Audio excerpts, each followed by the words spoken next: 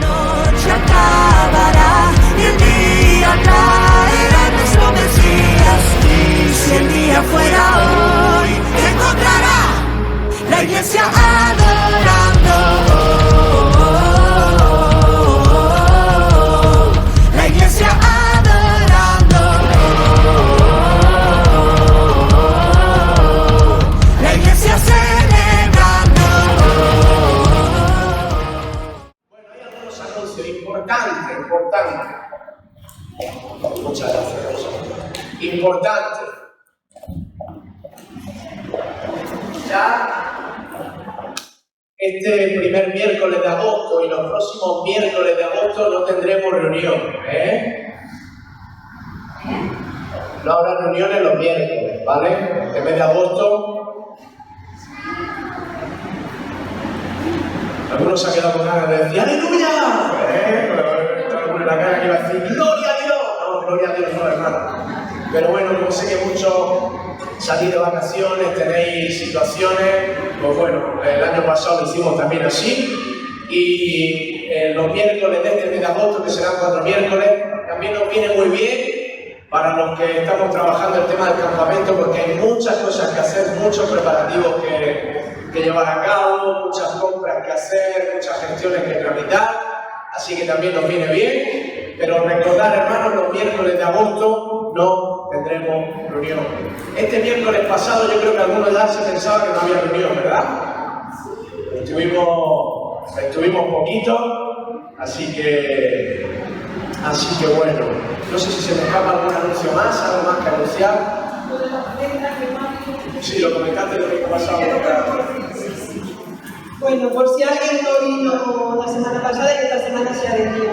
Recordad que hoy era el día de la ofrenda de amor y que la hemos aplazado pues para traer alimentos para el campamento. Ya se irá diciendo de los alimentos que se necesitan. Cualquier ofrenda también es buena, pues todo se recoge.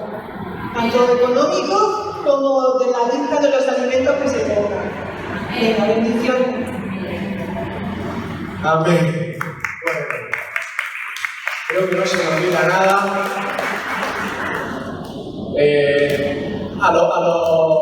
Tengo mucho deseo de que vengamos todos al campamento. Alberto y Ana no están, pero queremos que Mateo venga. Alejandro, si no viene, me lo secuestraré, dice. Lo secuestraré y me lo llevaré. Así que queremos que vengan todos los niños, adolescentes y jóvenes al campamento. Queremos que vengan todos. Esto es un trabajo que se va a hacer para la bendición de todos, y no queremos que nadie se prive. Bueno, antes de predicar la palabra del Señor esta mañana, quiero expresar algo muy breve, pero podría hacerlo o no hacerlo, podría decirlo o no decirlo. Hago lo que me digáis, ¿lo digo o no? Bueno, luego arrepentiréis, pero bueno. Hermanos, hay un poco de revuelo en algunas circunstancias, no voy a decir cuáles, pero últimamente muchos de vosotros venís a hablarme de algunas circunstancias, a preguntarme de algunas circunstancias. Los que no lo saben no pasa nada, y los que saben, pues genial. No voy a especificar, pero como son muchos los que vienen a comentarme de estas circunstancias, pues voy a expresar algo de aquí hoy domingo para que quede claro, ¿vale? Si alguien se molesta o se ofende, luego puede venir y expresármelo, y si tengo que pedir perdón, te lo pediré. Hermano, cuando se abre una congregación, ¿cuántos saben lo que es abrir una congregación? Yo tengo 2 puntos de vista. El primero, esto es cosa mía. En mi corazón está, y ya lo expreso desde aquí, en mi corazón, en el momento que haya posibilidades y haya herramientas y haya circunstancias en la congregación, si el Señor lo permite, podremos abrir una segunda congregación del Río de Vida en otro lugar. ¿Dónde yo la abriría? ¿Dónde está mi corazón? Por ejemplo, estoy abriendo mi corazón, ¿queréis que lo haga? Yo abriría una congregación en el Algarve. ¿Sabes por qué? Porque no hay ninguna congregación allí. Porque no hay ninguna congregación allí. Entonces, si yo esto es verdad que está en mi corazón. Cuando podamos, aparte, el Señor, aparte que lo ha puesto en mi corazón, tenemos personas del Algar. Entonces yo me pregunto durante meses, ¿no? ¿Será que el Señor quiera? Tenemos a Pascual, Sonia, Patricia, y los líderes de la iglesia saben que ya hace un montón de meses que yo lo expresé. Los líderes, algunos de los líderes me escucharon expresar esto. Hermanos, si yo decidiera abrir una congregación, lo ético es que la abras en un lugar donde no hay congregación. No es ético abrir una congregación donde hay 100 iglesias, como pueda ser Cartagena. Amén. Opinión mía. Y lo segundo es que si yo abro una congregación con el propósito de llevarme hermanos de otras congregaciones, hermanos, yo denuncio esto públicamente esta mañana. Eso no es de Dios. El que abre una congregación es para evangelizar y traer almas nuevas a la iglesia, o ovejas que estén descarriadas y no se congreguen en ningún lugar. Pero hermano, ni es de Dios, ni es ético, ni es correcto abrir una congregación para despoblar otras congregaciones. Esto ni es de Dios, ni es ético, ni es correcto. Así que esta mañana quiero zanjar este tema, quiero literalmente denunciar esto públicamente. Estoy en contra de las iglesias y de los pastores que su intención es llenar las iglesias de hermanos de otras congregaciones. Esto no es de Dios. Amén. Así que creo que digo esto, me veo en la obligación de decir esto porque hay muchos hermanos que me estáis pidiendo, oye, puedo visitar aquí, puedo visitar allí, me están tirando el teléfono abajo por aquí, me están tirando el teléfono abajo por allí, en fin, todas estas cosas, hermanos. Entonces, quiero dejar esto claro. Amén. Lo he dicho, la Iglesia de la Unión, aquí, y yo soy el que menos derecho tiene a decir esto. Tiene mucho más derecho que yo la hermana Charo, no me quiero dejar a nadie, los hermanos Joaquín y Paqui, la hermana Juan y Poli de tantos años, la hermana Mari y Diego de tantos años, en fin, no sé, personas de tantos años como Pascual y Sonia que llevan en esta congregación, como Justi y Pepe que llevan en la Unión pregando muchos años, como Mari que no está, el resto hemos venido después. Pero hermano, ha costado mucho llegar hasta aquí, ha costado mucho llegar hasta aquí, hermano. Y por supuesto vosotros sabéis, pero en este humilde y mísero pastor no vais a encontrar nunca facilidad a nadie que venga de otra congregación para quedarse hasta aquí. Los hermanos que habéis venido de otras congregaciones sois testigos de cómo yo obro y cómo yo actúo. Y algunos incluso de vosotros me habéis dicho, tengo la sensación de que quieres que me vaya o que no quieres que me quede.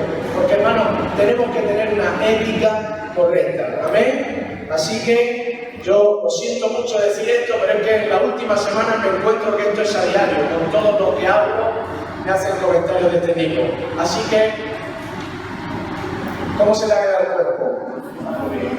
Un poco, pero tengo que decirlo, hermano, ¿vale? Amén. Así que yo creo que el tema está zanjado. Y ahora vamos a predicar la palabra del Señor. Amén. Una predicación, hermanos, que hay una persona en la Biblia de la cual se predica mucho menos de lo que se debería.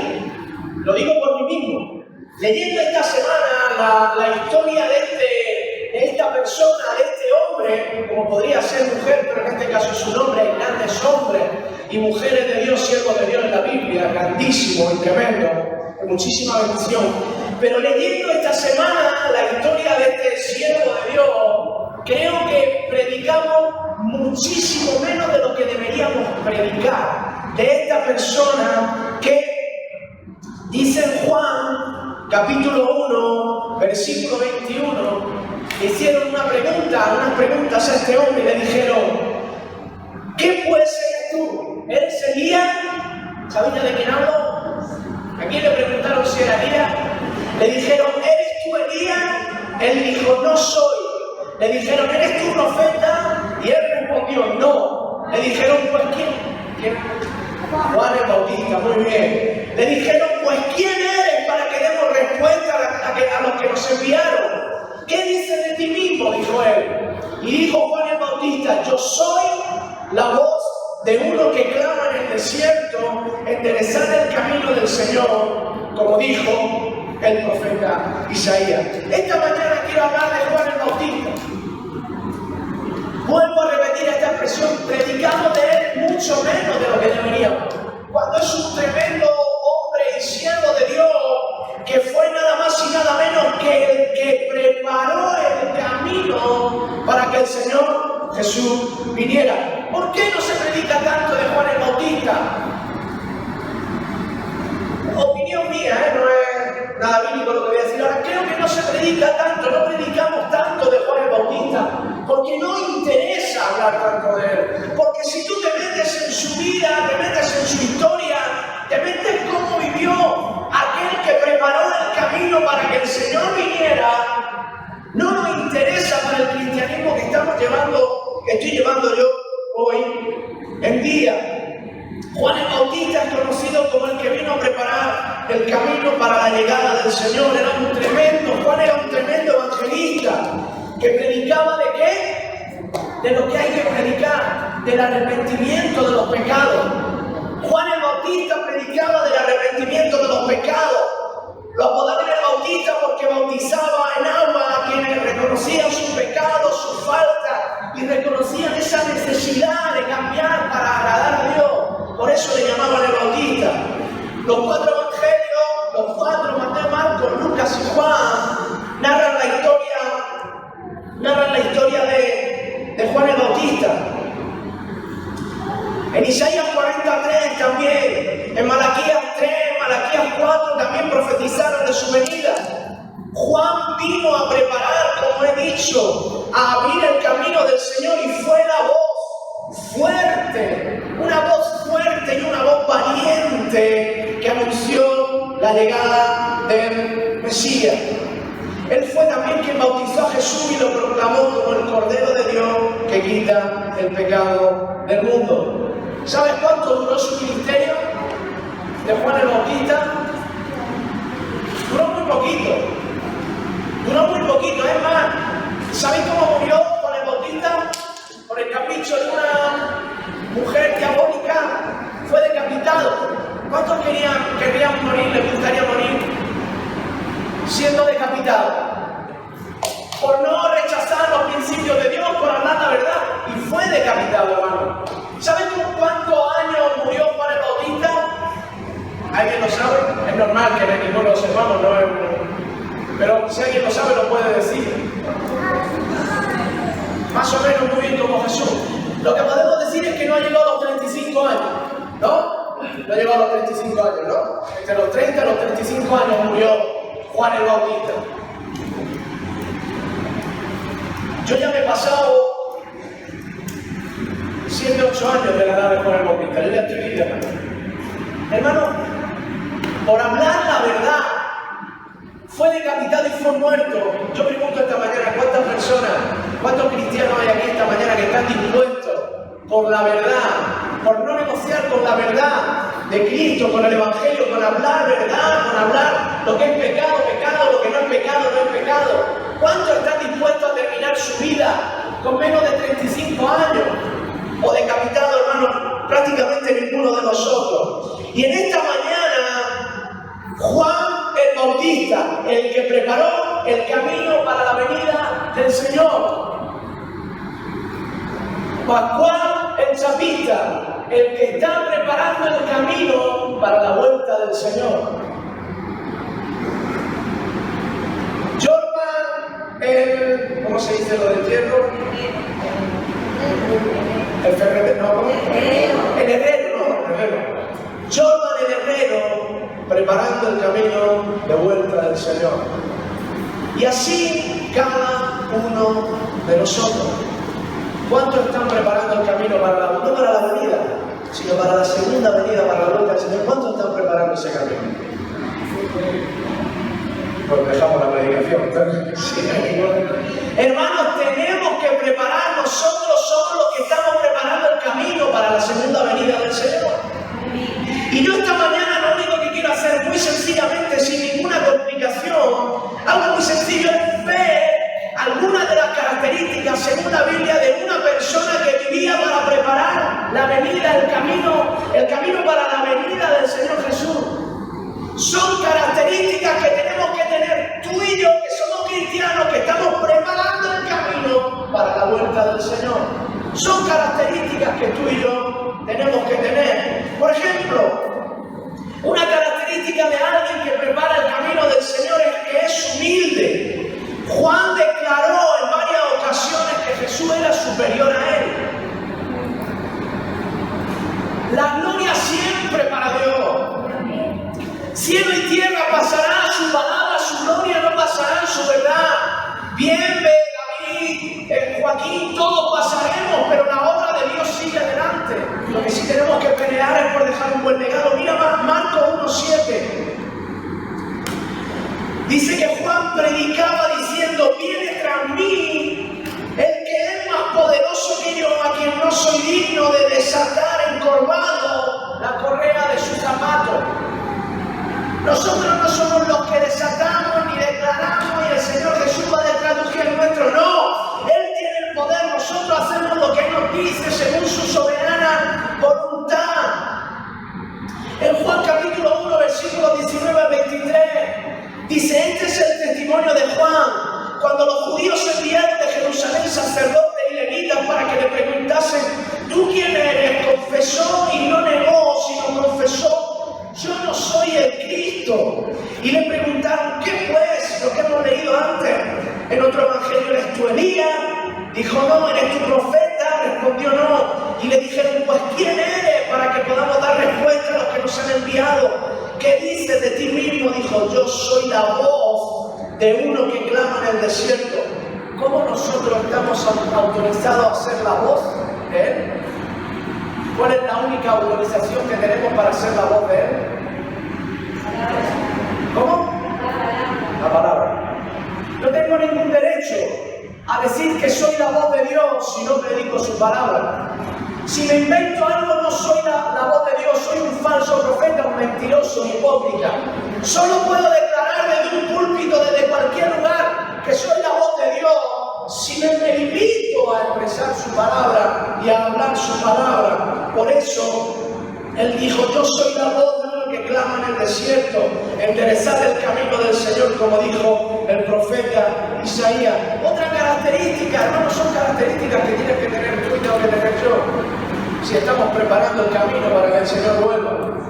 Juan era un hombre justo y un hombre santo que vivía en santidad. Lo vemos en Marcos 6:20. No te voy a decir nada esta mañana que no pueda corroborar con la Escritura. Marcos 6:20.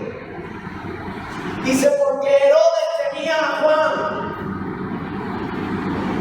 sabiendo que era varón justo y santo, y le guardaba a salvo, y oyéndole se quedaba muy perplejo, pero le escuchaba de buena gana. Hermano, analiza esto. Analiza esto. Hoy la mayoría de ministerios que tenemos le dicen a la gente lo que la gente quiere escuchar. Y a la gente, los que predican y los que hablan de Dios, no deben decirle a la gente lo que la gente quiere escuchar. Debemos ser la voz de Dios y decirle a la gente lo que la palabra de Dios dice. Ni más ni menos. Porque mira lo que dice aquí. Herodes temía a Juan. Dice: sabiendo que era un varón justo y santo. ¿Por qué sabía que era un varón justo y santo? Porque estaba lleno de Dios. Y eso se ve. Si tú estás lleno de Dios y de su palabra, eso se ve. Lo ve cualquiera. Algunos lo ven y te rechazan, y te critican, y te injurian. Y otros lo ven y quedan perplejos y quieren escucharte. Pero todos lo ven. Al igual que todos ven si eres un charlatán. Y no sabes lo que dice, o no vives lo que dice. Porque mira lo que dice: y le guardaba a salvo, y oyéndole se quedaba muy perplejo. ¿Sabes por qué se quedaba perplejo? Porque escuchaba un montón de cosas que no le escuchaban, no le gustaban. Herodes escuchaba de Juan el Bautista un montón de cosas que le chocaban, pero termina diciendo: pero le escuchaba de buena gana. ¿Por qué? Porque Juan hablaba un montón de cosas que no vamos a ver ahora cómo Juan hablaba, las formas que tenía, la valentía que él tenía. Pero hermano, otra característica es una persona, un hombre y una mujer que preparan el camino, la vuelta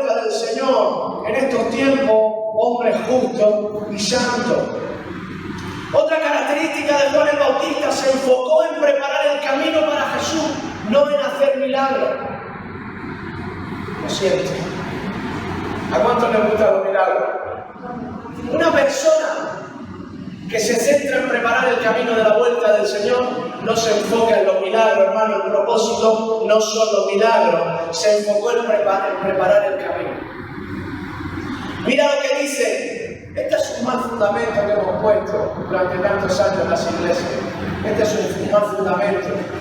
¿Y cuál es la característica principal de un cristiano? La principal. La característica principal de un cristiano es más, sin esa característica no puede ni ser cristiano. ¿Cuál es? La fe. ¿Qué es lo que un cristiano tiene que no puede traspasarle a nadie, que es personal intransferible, que sin fe es imposible agradar a Dios, que solo por fe puede... La fe, hermano. Lo más importante, lo más grande y lo más que tenemos un cristiano es la fe. Y hasta los mismos cristianos evangélicos durante años hemos basado, no a conciencia, pero en la vista. ¿Qué es lo que hemos buscado en las iglesias mayormente? Recuerdo una de estas visiones que decían, a mí se me revolvían las tripas, pero bueno, ahí estaba yo. Date la vuelta. Y las sillas vacías se van a llenar. Luego frente, y las sillas vacías se van a llenar. Y milagro, y te vas a sanar. Y los cristianos ni siquiera tolerábamos durante muchos años, ni los cristianos tolerábamos que alguien pudiera morir enfermo, porque nos decían que, hermano, mira en Juan 10:41.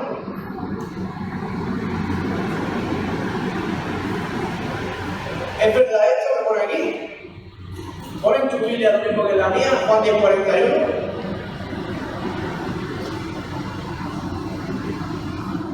En la tuya pone esto. Y muchos venían a él y decían, Juan, la verdad, ¿cuántas señales hizo el que preparó el camino del Señor? ¿Cuántas señales? Aquí dice ninguna. Más bien el que preparara el camino del Señor, si ese fuera el fundamento, lo dejaría enseñado a ti, que este se hinchó a hacer señales. Ninguna. El Señor Jesús nos deja claro que nuestra fe en ningún caso se puede, en milagro, es más, te puedes morir sin ver ningún milagro. Y no te preocupes, que no pasa nada. Te puedes morir sin ver ningún milagro. Si lo ves, genial, pero si no lo ves, no pasa nada. Juan el Bautista, tremendo, impresionante hombre de Dios, que se profetizó de él en el Antiguo Testamento, preparó el camino del Señor, que bautizó al Señor Jesús, no hizo ninguna señal. Y nosotros nos morimos por ver y por ver y por ver y por ver.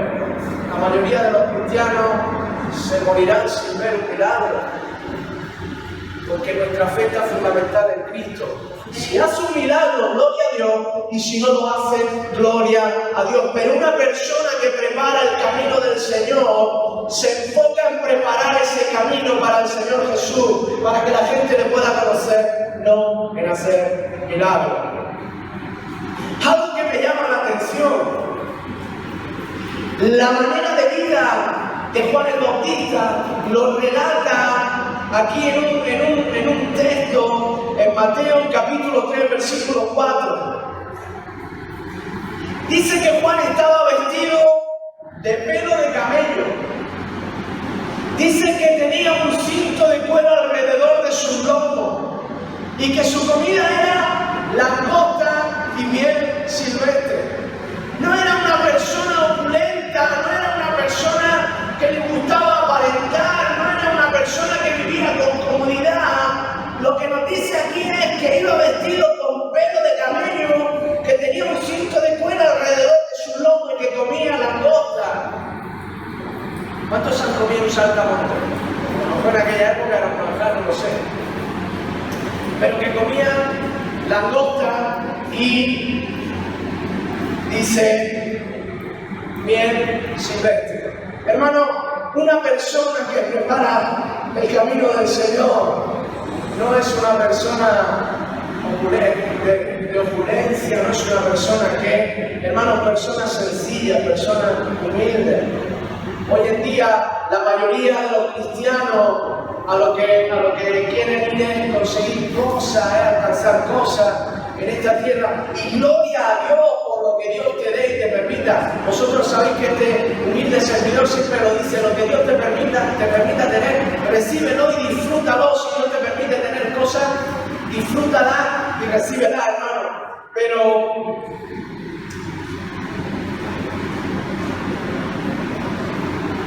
bueno, me apuntan que la langosta era un vegetal. ¿Era un vegetal? Sí. ¿Qué era la langosta en aquella época? La langosta en aquella época, ¿qué sería? La langosta en aquella época, ¿qué sería? ¿No? Bueno, hay polémica, luego la vayamos. Dice David que era un vegetal. Yo pensaba que era un saltamonte. Que era un... Bueno, luego lo matizamos y lo vemos. La cuestión es que, hermano, una persona que está preparando el camino del Señor era una persona con sencillez. Amén. Otra característica de una persona que prepara el camino del Señor es que él y sus discípulos ayunaban con frecuencia. Mira lo que dice en Mateo 9:14. Entonces vinieron a él los discípulos de Juan diciendo: ¿por qué nosotros y los fariseos ayunamos muchas veces y tus discípulos no ayunan? Eran personas que ayunaban con asiduidad. Te voy a hacer una pregunta para estimularte, no por otra cosa. ¿Cuánto tiempo llevas sin ayunar? ¿Cuándo fue la última vez que ayunaste? Un día de ayuno, oración que pueda apartar. ¿Cuántos recuerdan el estudio que hice muy intenso acerca del ayuno? ¿Lo recordáis? Que hay muchos tipos de ayuno, ¿lo recordáis? También liberamos a gente que no puede hacer un ayuno completo, pero hay tipos de ayuno. Hermano, es bueno que ayunemos. El grupo, para los que no lo sepan, Cari no está hoy, pero el grupo de oración ayuna semanalmente, una vez por semana, con todas las peticiones de oración. Una persona, hermanos, que prepara el camino de la vuelta del Señor también ayuna, es fuerza, una herramienta, el ayuno. Para los que tengan dudas sobre el ayuno, tenemos un estudio estupendo. No tiene que ser una cosa que si tu físico, tu enfermedad o en fin, cualquier cosa te lo impide. Hay muchos tipos de ayuno, puedes hacer muchos tipos de ayuno. Así que si alguien tiene dudas acerca de esto, me lo puede decir luego y te paso el estudio que hicimos hace un tiempo. Pero hermano, es bueno que hagamos ayuno. Juan el Bautista, una característica que tenía él también. Juan el Bautista tenía una personalidad fuerte y predicaba el arrepentimiento de los pecados con autoridad y con poder. Juan el Bautista predicaba el arrepentimiento de los pecados con autoridad y con poder. Mira en Lucas capítulo 3, versículos 7 al 9. Y decían las multitudes que salían para ser bautizadas por él: oh generación de víboras, ¿quién nos enseñó a huir de la ira venidera? Hacer pues, dice Juan, los frutos dignos de arrepentimiento. Hoy no se predica, hoy no predicamos de esta manera, pero Juan predicaba así: hacer pues frutos dignos de arrepentimiento, y no comencéis a decir dentro de vosotros mismos: tenemos a Abraham por padre, porque os digo que Dios puede levantar hijos de Abraham aún de estas piedras. Y ya también el hacha está puesta a la raíz de los árboles, por tanto todo árbol que no da buen fruto se corta y se echa al fuego. Fíjate la predicación de Juan el Bautista, una predicación fuerte, una predicación que confrontaba, una predicación que hablaba exclusivamente del arrepentimiento. Hermanos, tenemos que volver a esto, tenemos que hablar del arrepentimiento. Necesitamos que la gente venga a Cristo porque reconozcan que son pecadores y porque se arrepientan, y también nosotros tenemos que llevar vida de arrepentimiento delante del Señor. Otra característica de alguien que está preparando el camino del Señor, como debemos ser nosotros, anuncia, como Juan el Bautista anunció la llegada del reino de Dios. Mateo capítulo 3, versículo 2. Anunciaba la llegada del reino de Dios, diciendo: arrepentidos porque el reino de los cielos se ha acercado.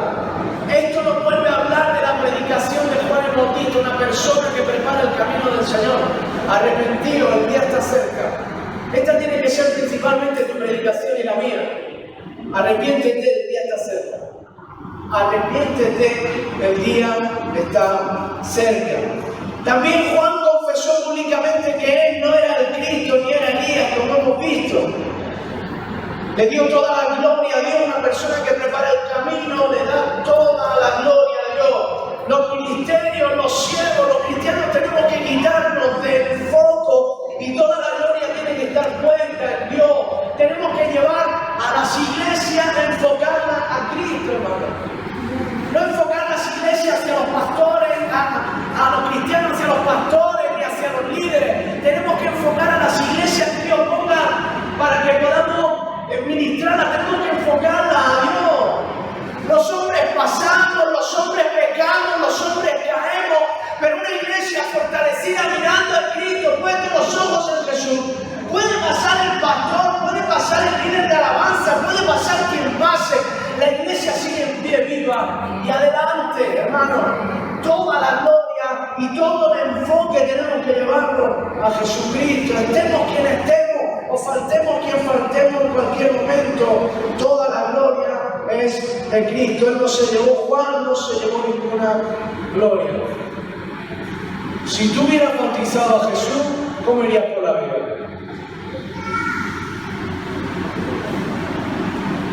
Yo. Si yo hubiera bautizado a Jesús, yo no podría tener ese privilegio. Porque se me hincharía el pecho como un pavo. Todos sabrían que yo bauticé a Jesús. Iría a la red social y haría un vídeo en Facebook. Hermanos, con toda humildad lo digo, de verdad. En mi corazón no hay orgullo ni yo bauticé a Jesús.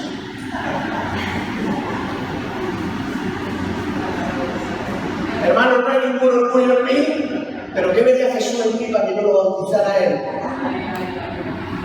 ¿Cómo hacen algunos pastores? Yo no podría tener ese privilegio, porque sería un desastre.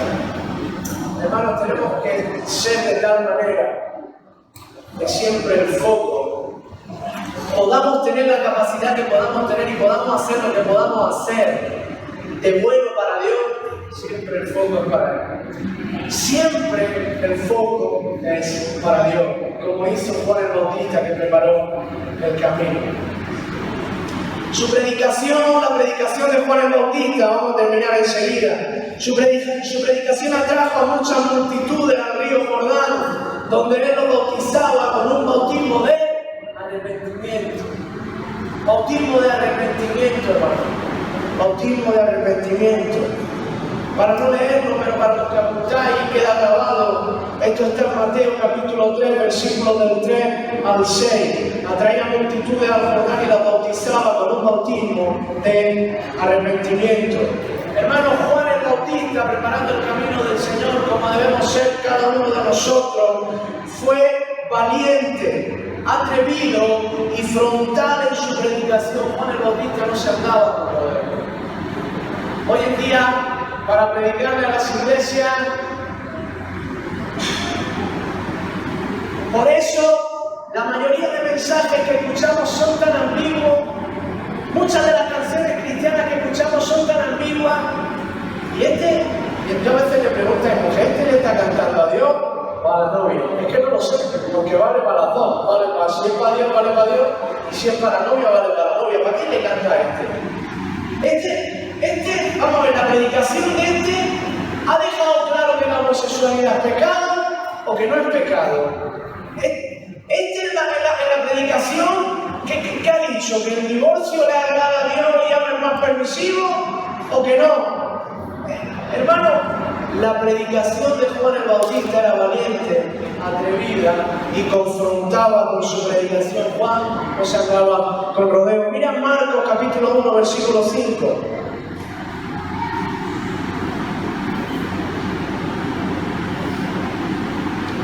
Y salían a él toda la provincia de Judea y todos los de Jerusalén, y eran bautizados por él en el río Jordán, confesando sus pecados.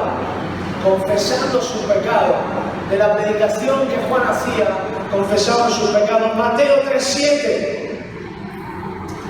Mateo 3:7 dice, al ver él que muchos de los fariseos y de los saduceos venían a su bautismo, les decía,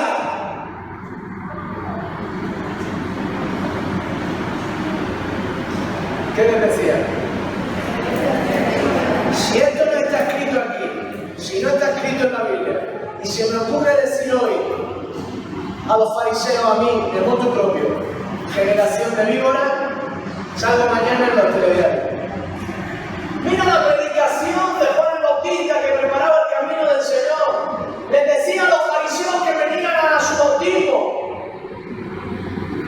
Y nosotros, a las personas que vienen hoy a nuestras congregaciones, a los fariseos que vienen, no podemos nosotros hoy hablar con claridad la palabra de Dios. Yo no digo que le vayamos a decir generación de víboras, pero que no podemos hablar con libertad la palabra de Dios, no podemos ser la voz de la palabra de Dios. Mira la predicación de Juan el Bautista. Generación de víboras, ¿quién nos enseñó a huir de la ira venidera? Esta era la predicación de Juan el Bautista. También Juan reprendió a los religiosos y a los políticos de la época cuando les dijo generación de víboras, como hemos visto.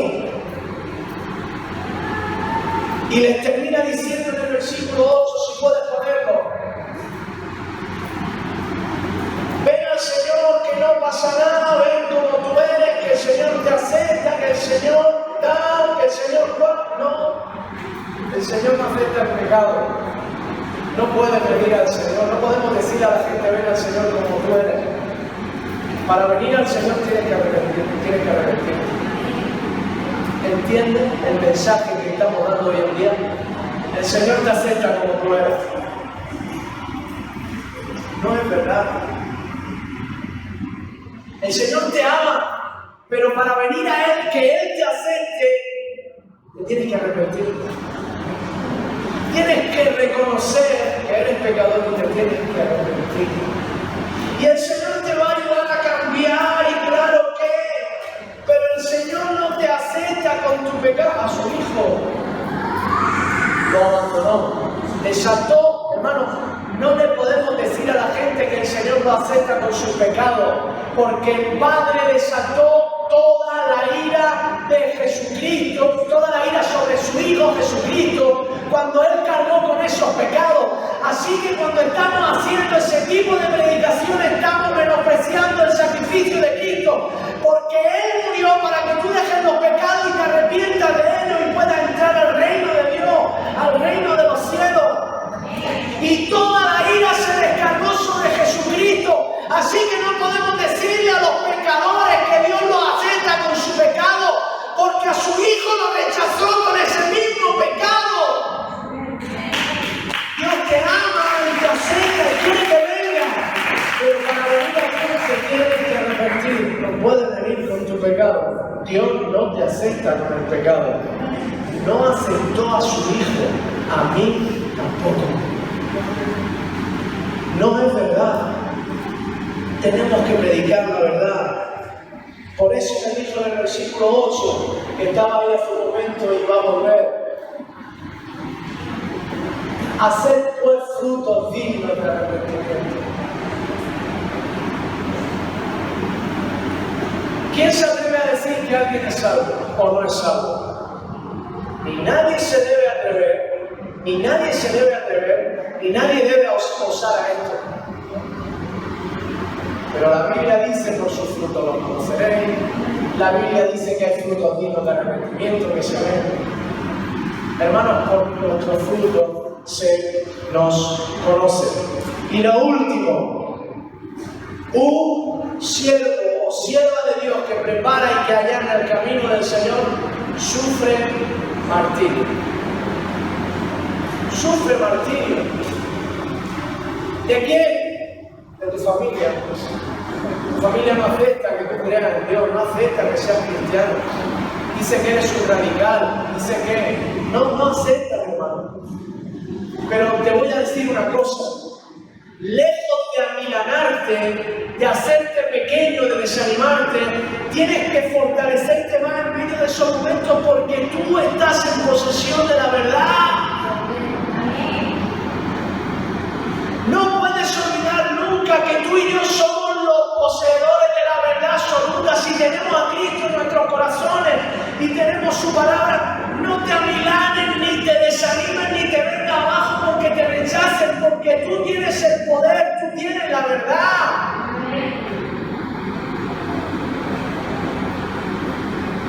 Pero vas a sufrir martirio. Juan murió decapitado. Yo espero que ninguno de nosotros muramos decapitado, que nos corten la cabeza. Si esto sigue así, Cristo no viene, no sé qué será de la cabeza de nuestros hijos, de nuestros nietos. El momento sigue así. Pero una de dos, o te convierte en el pitufo ese que salió en el plato encima de la Olimpiada y claudicas con todo este disparate, o lo pasaremos mal. Nosotros todavía estamos, entre comillas, en una buena época, pero a los jóvenes, por eso, hermano, ¿cuántos adultos hay aquí? Pídele al Señor con fervor que Él venga. Ya, Señor, porque venga, pero ya no por mí, por nuestros hijos, por nuestros nietos. Señor, ven pronto. Y mira lo que dice, y terminamos con este texto, Mateo 14, del día al 12. Vas a sufrir martirio, vas a sufrir abandono, vas a sufrir traición, vas a sufrir injuria, calumnia. Dice, y ordenó decapitar a Juan en la cárcel, y fue traída a su cabeza. Madre mía, qué éxito. Y yo le diría a los predicadores estos que predican del éxito y de todas estas cosas, entonces Juan el Bautista, que era un falso maestro y un falso profeta, que después de muerto no solamente que lo decapitaron, sino que agarraron su cabeza y la trajeron en un plato y dada a la muchacha, y ella la presentó a su madre, que era Juan el Bautista, un falso profeta, un falso maestro, un enviado de Satanás, un hijo de perdición, que era Juan el Bautista, que fue humillado después de muerto, y nosotros queremos tener éxito en vida, hermano. Y ella la presentó a su madre. Entonces llegaron sus discípulos, tomaron el cuerpo de Juan el Bautista y lo enterraron, y fueron y le dieron la nueva a Jesús. Hermano, estas son las características de una persona que prepara el camino del Señor. En la iglesia Río de Vida, la Unión, necesitamos personas, hay muchas, y necesitamos aún más personas que preparen el camino de la vuelta del Señor. No sabemos si vendrá esta noche, no sabemos si volverá mañana, o no sabemos si volverá dentro de 100 años.